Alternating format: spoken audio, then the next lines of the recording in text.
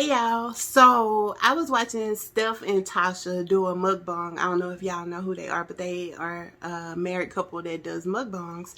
And Steph was trying her best to get Tasha to react to her talking about her ex all the time. So I decided that on this podcast recording, I was going to do that to Mel. So this should be interesting because my wife, she ain't with the shits. So I'm going to see how many times I can say something about my ex before she go off on me. Y'all pray for me. Gave it all that we had. Who wouldn't like us haters big mad? Anytime you feeling sad, turn on our podcast. We talk about whatever just might make you laugh. You never know where the topics may go. Serious to run, but have you rolling on the floor. Hope you join in and take part in our talks. Either way, appreciate you tuning in. Out the box, out the box, out the box, out the box. We at the box, at the box, at the box, at the box, at the box.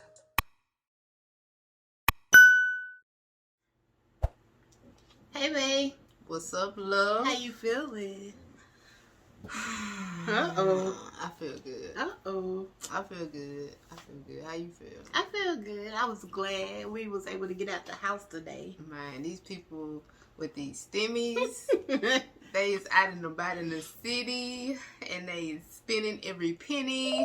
Everything is packed. Wait, who you said released this? Said DFW, Stimmies out. Stimmies is out. K104 did this. Oh, yeah. The radio station. But yeah, it's just been a real pack. Today I think I want to call it National Call-In Day because nobody wanted to come to work. Nobody. Everybody wanted to take off. Either take off or leave early. And yeah, and it just either they stimmy hit this today or the other day or something. But this today was national. They say the Monday after Super Bowl is normally the National Call-In Day, but I really feel like this Friday was National Call-In Day, for real. That's what's up, though. I feel like these people, they deserve to go out and enjoy themselves. They do. I mean, treat yourself, baby. Use your stimmy up. It was so many new cars on the road with tags. Whew. And I was like, I see you. I see you. Yeah, she was. Stunned. No. Not at all. But yeah, we see what you was trying to do and where you gotta go. You gotta go get to point A to get to point B to get to point C and so on and so forth. They doing it. So yeah, my plan is to save, cause you never know what next disaster we have. Cause like they gave us 2 stimmies last. Not you calling them stimmies. I been calling them stimmies, but they gave us 2 stimulus though last year, and then we had severe weather storm, and then it was just like people was out of a lot of stuff and not able to do a lot of stuff, so you just never know what's going on. 2020 and 2021 been showing his ass in all type of ways. So at this particular point in time, I just rather sit on mine. But I've always been a frugal person where I just save and, all of that. So while y'all sitting out there spending y'all chains and y'all queens, maybe y'all should think about, the future and what that hold. But then, also income tax season. Yeah, this is income tax season. I'm with it. These people deserve, a lot of people deserve breaks. That's true. They've been working, essential workers been working non-stop and just all type of stuff. Still never stop. I mean, it's a blessing and a curse. Yeah, can't stop, won't stop. But at the end of the day, I mean, that's y'all money to do what y'all feel and what makes y'all happy. I'm supportive of what y'all do, you know what I'm saying, with y'all money. Just be wise. Period. So, but you know who C.C is? The one I be watching. She be like standing up with the mic, and she be like she be talking, she be making jokes, and she talk about like pop culture and what's going on. The one with the locks? The one with the locks. Yeah. Okay. So the other day I was watching C.C and she was talking about tipping and like what's appropriate to tip. And then like Black people they have a stereotype. We have a stereotype of not being tippers. So, babe, are you a good tipper? When it's deserved. So what is it that you feel deserves a tip? Like what? Okay, so say for instance we at a restaurant. Okay. And the waiter can sit there and they can take the order. They have the option to pull the pen and paper out. But they choose not to because they're trying to impress somebody for whatever reason. Don't impress me, just get my food right. That's all I want. They just always get forget shit. The right. ones who don't write it down. They sit there with the pen and paper in their hand, the pen behind their ear. When I pull that motherfucking pen from behind their ears and sit up there and say, okay, I got it. Gotcha. You want this. Repeat it back to you and still bring out your shit wrong. Still bring it wrong. And I just be like, that was a waste of time, waste of food, all of this. So, yeah, your tip is steady going down. You don't bring napkins or straws or silverware, whatever it is, to the table. And we have to extra for it multiple times. All of this is steady going down on your tip. So you start with a balance, and then I deduct from that. Yeah, they balance the pleats. That's wow. Yep. So what about you? I mean, I'm kind of the same for the I kind of go in because I know that servers work off of tip. Like they make their money really off of tips. But they're not making their money if they're not doing what they're supposed to do. Right. But I'm saying, so I go in with the expectation of tipping, but depending on the service, it depletes the balance. So I'm very close to you too. They can't deplete the service. You remember that time where did we go? El Chico? Not El Chico. We were Chili's. at Razoo's. So we love Razoo's. Oh yeah, Razoo's. Man, and the lady. So I'm an energy person. I don't like people just touch me. She just killed anything. What else? Pretty much, she was doing this. Is it something else that you want, baby? Like, no, but. It was the touch, and it was like I kept like swerving her, like, lady, stop touching me. Yeah, I remember that. She was, don't touch me. Don't. Yeah, I said, stop touching me. Yeah. Like, what is that? I don't like that. So, but she had all of our food wrong. She wouldn't write nothing down.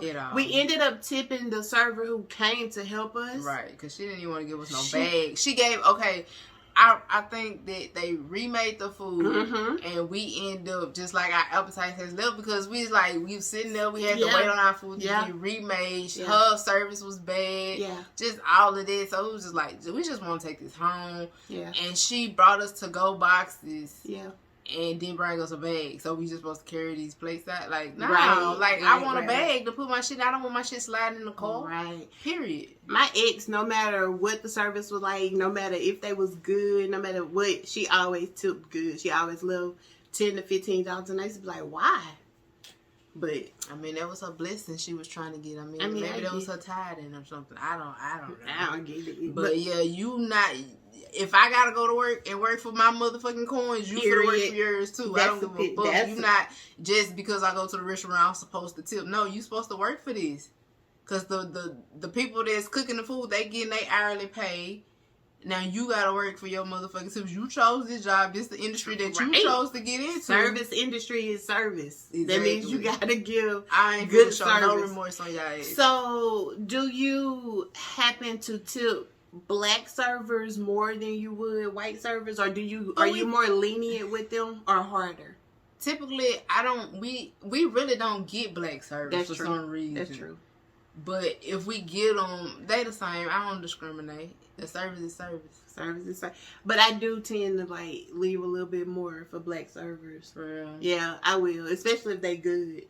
I mean, yeah, if they good, they good. Period. Because remember, we've had somebody before. We used to leave him $10 every time we got him, and every time we came in, he'll be like, "Y'all come sit at my table." Because we always we didn't even spend enough to tip him $10, but he was a great server. Okay. I can't remember where we were, but every time we went, we ended up with him because he was a good server. You knew his name. You used to call him by name, and he'd be like, "Hey, Mel," and you knew his name. I want to say he was family too.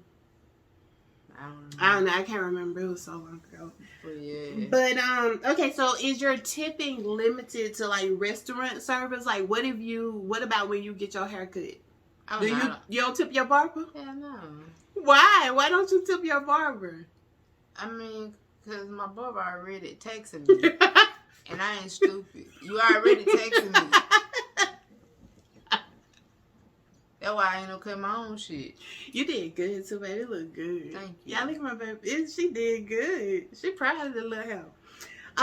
So I tip. So when I get my lashes and my brows done, I tip them. And when I get my nails done, I tip them. And when I get my hair done, I typically tip.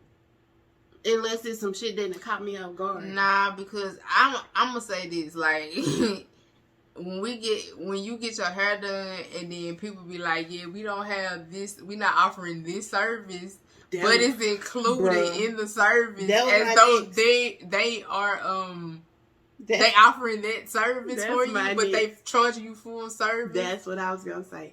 Yeah, that's your tip right there. So I feel that's like, how I look at it. Like, I'm not gonna pay you on top of this, and you wasn't able to do this service for me, but you still charge me for it. And that's the same with barbers.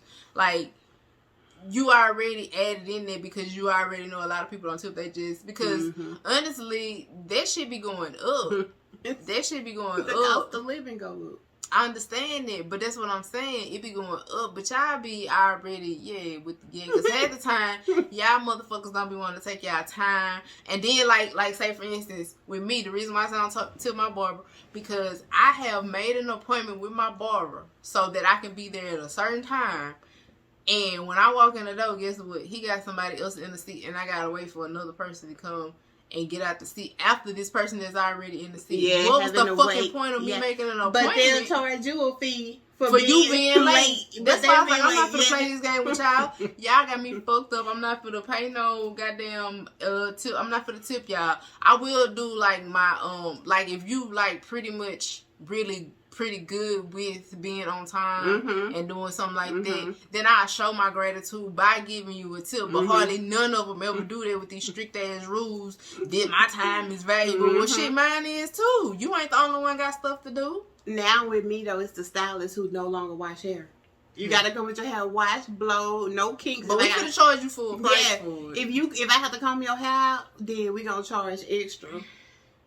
So, I mean, I get it. I feel like, because if you ain't giving me the full works, what am I tipping? Right. Because you ain't go above. I'm not for to argue with your prices because they're your prices. That's your pricing. But I'm not for to tip you because I feel like your tip is in there already. That's just what that is. Right. No, so, what about when you get an oil change? Do you tip for oil changes? Because that's service, though. Good. My oil change is $100, period. Oh, she ain't tipping. My oil changes don't be that much. Yeah, I have full synthetic oil. Anywho, do you tip the weed man? The weed man be kind of jinky though, because it's like with the weed man, you have to bring your scale with them because they be taking off. Yeah, they do. I swear they be trying to short you. You don't be the full 3.5 whole whatever you get. You know what I'm saying? Yeah. They be trying to, they be janky with it. I didn't know that'd be weird, because my ex used to tip the weed man all the time. I'm like, what the fuck? I didn't know. Go give me that when I put this on something else. Period.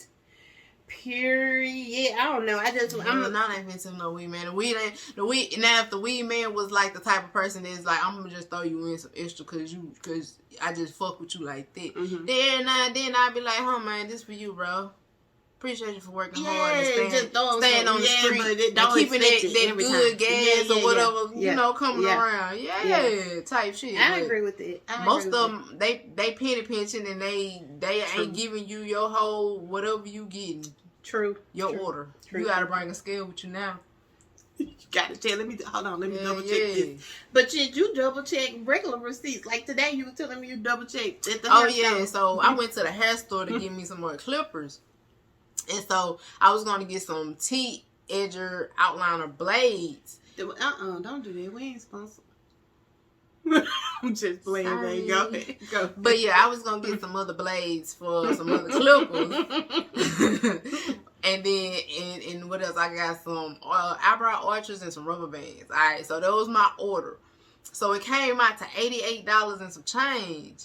And I'm like, wait a minute. I know I counted this up because I'm the type of person, before I get to the register, I already have an estimation of what my purchase is for the cost. So when I seen 88, I was like, wait, what?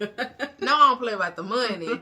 So she was like, yeah, I put the other things on there for you. And I was like, yeah, well, I don't want those. Okay, take those off. I was just asking, do you have them? Long story short, she ended up taking that off, but it was still high. But she was like, it came out to like 50.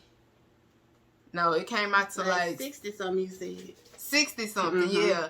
And then she was talking about it was like taxes. And I'm like, baby, taxes ain't no $15 worth. So I was like, she was like, you want me to just take it off and redo it again? I said, yeah, that'll be the best thing because I'm not going to pay this. So she did it. That thing went all the way down to what? 55? 50? No, $45. $45. that's funny. She was taxing. She was trying to taxing. get She some was of that stimmy. good. She ain't getting it over here. She better go try to run that game on somebody else because it ain't the one. I ain't the one. Or the two. Now that is something that I do like about you. I like that you like to come. My ex didn't play about her money either, but she also would have just let that shit slide. She wasn't confrontational, so that is something that I like about you. Nah, fuck that. I don't give a fuck if I got $1 million in the bank. If you try to fuck over me with money, I don't give a She fuck. don't play. If it's $10, I want my $10 back in my goddamn pocket. What else you don't play about, baby? Your money, My wife, and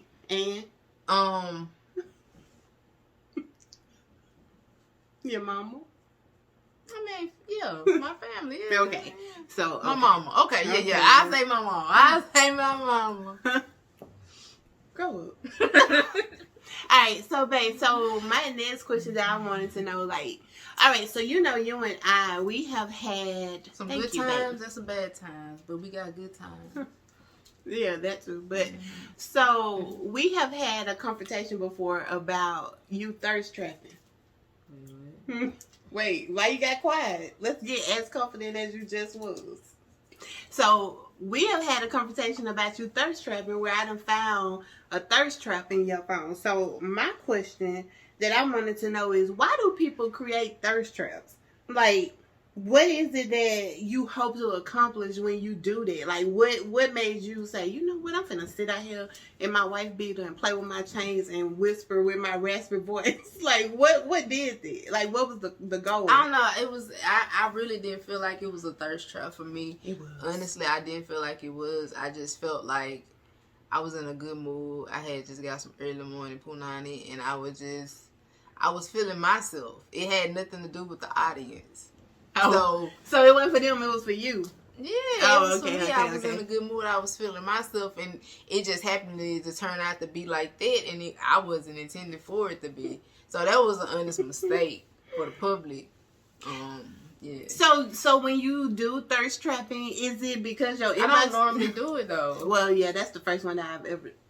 Yeah, first one. That's the first one, and I ain't the only, but it's the first one that I've seen because some are a little more subtle. But y'all go to her Instagram and just check out the thirst trap and come back and let us know what you thought about that. Was she thirst trapping or was she just, I don't even know what else to call it. Was she thirst trapping or was she thirst trapping?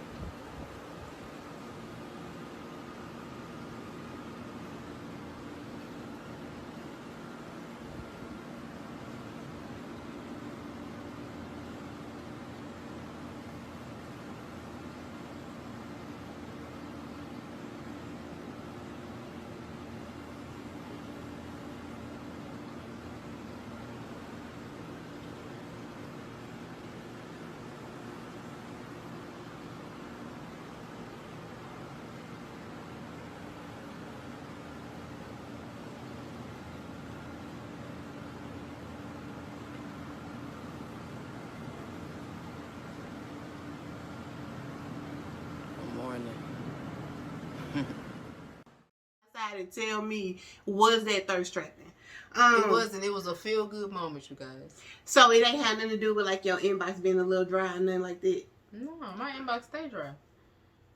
Good answer. All right, so how do you know that you have? Well, like what? Because did you record that multiple times, or like how did you know that like this good? This the one. Nah, it was a one-time hit. So when you watched it, you was like, oh yeah, that kind of made me wet a little bit, so I'm gonna post it. No, I didn't do nothing of that. Nothing like that to that nature at all. All it was I was in a feel-good moment. Me and my wife had, with the and then, I came outside, and just was feeling myself. The breeze hit me in my face. I was just, feeling real good. And at the end of the day, I was just, like, feeling myself. I stay in the mirror all day. I don't do that for an audience. Well, yeah, that's true. She do. She love a mirror. My mama just said that the other day too. I was on FaceTime. My mama, I was in here. I was in here, and I don't know. She saw this mirror right here, and she said, "Oh, y'all know y'all love mirrors." I said, "Girl, this mail room." You know, men love mirrors. I mean, I'm gonna say rumors, but yeah, I don't know. But that was something. It was strange for me to have because my ex, I ain't never have to worry about her with a thirst trap. So I had never experienced that before. So when my wife did it, I was like, "What the fuck?" Yeah, I wasn't intending for it to be a thirst trap, and I do apologize. Oh, you don't gotta apologize. Even though you wasn't my wife at the time, it's just the fact that. I wasn't her wife at the time. That's right. I wasn't. But it's just the fact that that's how you took it, and I didn't mean to portray it like that. I like it though. I took the video for myself. I use it now, right now, when Pornhub acting up. But yeah, I wouldn't intend for it to be like that though, honestly. All right. So but have you ever dated outside of your race? Like outside both your races? Not like in a relationship. Okay. I've had intimacy situation, and I ain't gonna say entanglement, just intimacy relationships with other people outside of my race. Wow, what's up? So is it different when you're trying to pick up somebody that's outside of your race? Like, let's say you're trying It's easier. It is easier? It's easier. So why is it easier? I mean, because 9 times out of 10 is like you know how like I say as far as black women trying to come in and just I ain't giving that nigga no time of day or whatever with the boo. And it's just like other races, they friendly, they and like 9 times out of 10 it's always me in the scenery where it's drinks involved. Yeah. So when it's drinks involved, they already gullible and friendly and open and down for what the fuck ever. Yeah. Okay. So yeah, it's easier to pick up outside of your race. Okay. All right. I get that. Because I was watching Earthquake, who did an interview with Vlad, and Vlad was asking him about him. You know, like, have you ever? You said that you have never dated white women, and you always date black women. And he was like, why is that? And Earthquake was like, because I don't know how to pick them up. He was like, it's different to pick up white women than it is black women, so I just don't do it. So I was like, well, I wonder how because a lot of us, the ones that you pick up, the ones that I've picked up, they like around black people, like they're in the setting of black people, not just all like always in the club or some more. So it's just like so they like skim chocolate milk, something like that. I guess you could say caramel milk. I got that. Latte, so, almond. Almond milk. But yeah, they unsweetened. like petty. But yeah, they just they in the atmosphere, so that mean they already cooled down to earth. They already like hip to like what's going on, and you know what I'm saying. But I don't know. I guess like going to like Rodeo Drive or something like that and trying to pick up one of them white women, that's a little different. So that's what I was. They gonna be clutching their purse and purse. Right. So I was just wondering. I'm like, do you have to code switch? Because I'm like, I know because none of my exes dateable, but I felt like I was like, Mel would be the one. So I'm gonna ask her to see. Yeah. Nah. I mean, like I said, it just all depends on which ones you go for. If you're trying to go for a certain type, that's like I say, like on Rodeo Drive, that you know. You just gonna have to probably come with your A game. I mean, I don't know what to tell you. I don't see them just really just being focused on you. Yeah. But you never know. Sometimes. Okay. All right. So you dated outside your race before too, huh? So was it easy for them to pick you up? So the way that it normally so it's different. So what I've experienced with white women are a little too aggressive for me in a way that I don't like. If that makes sense. Like, so I don't know if I've said this to you guys before, but I'm like, touch is the last of my love languages. Like, it may be like second to last. So the white women that I've had in my life, they're so touchy-feely.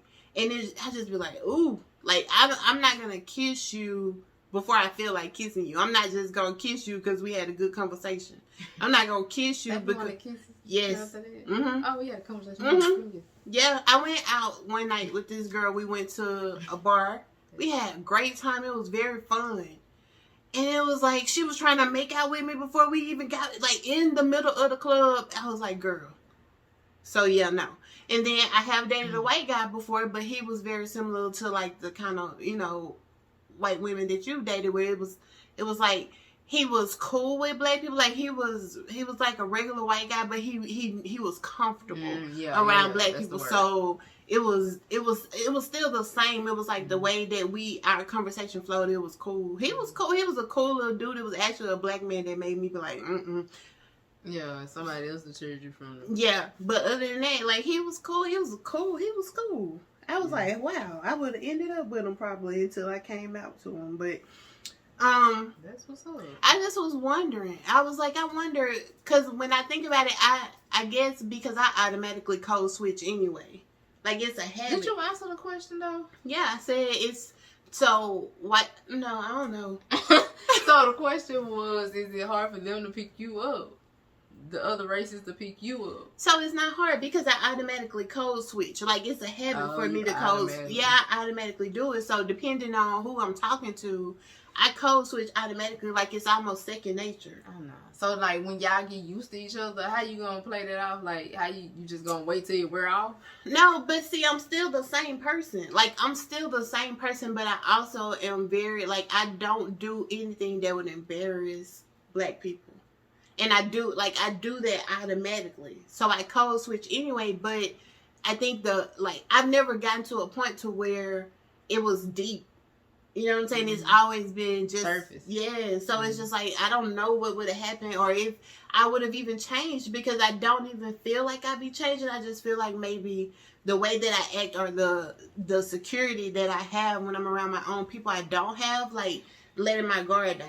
My guard don't be down with them. It's always up. So okay. So that'd you be nerve-wracking. To have your guard up all the time. I mean, I'm like that anyway. I don't know. Like if I was with a white person, Filipino, whatever race, and it's like I'm the type of person like throwing the N-word around all the time. That's just who I am. You couldn't do it. But I do because I call white people niggas all the time. No, I'm talking about they couldn't. Oh, they couldn't. Now, see, that would be a problem. See, that's something I never experienced because all three of the white people that I've had, they would never.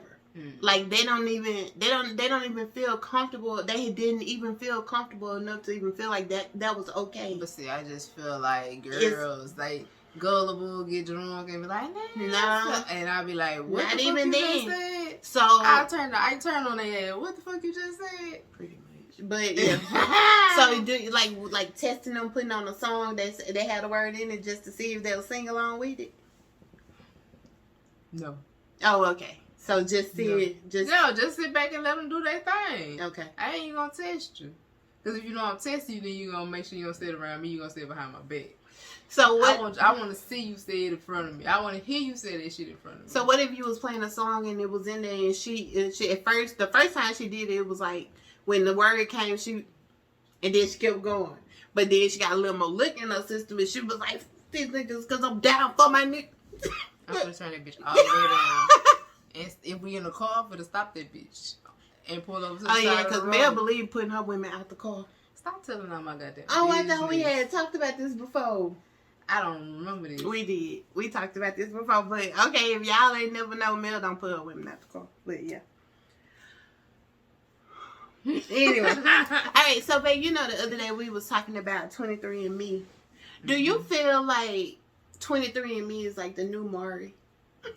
Like, you know how on Maury be like, the lie detector test results say, or you are not the father. Like, do you feel like 23andMe has the capabilities of maybe telling you that the man you thought was your dad ain't your daddy? Or oh yeah, of course. Especially if like people from that side of the family, but them people ain't showing up on your DNA report. What does that mean? That mean that man ain't your pappy. Ooh, that man not the pappy. That's what that means. I mean, do you think that is accurate? I mean, for the most part, yeah, because at the end of the day, they tell you what you have in your genes, and then they bring a family member, so they do be correct on that. Yeah. So, I mean, how can they go wrong? That's weird. DNA don't lie. That's weird. I'm really so being transparent. there's a man that I thought was my father my whole entire life, but I've done the 23andMe and none of his family showing up on there. So don't. Right. So I don't know. I'm Where just, my daddy is? Are you my pappy? Man, Are you I my swear. daddy? No, but Yeah, but that shit crazy though, like real life, because it's just like, what the fuck, like, what the fuck, and it's just like, damn, and then it's like, where we go from here? I don't know what to do. I mean, it don't really matter anyway, because he don't want nothing to do with me. But then it kind of in the back of my mind, it's like, maybe is that the reason why he don't really want nothing to do with me? Because he ain't sure himself.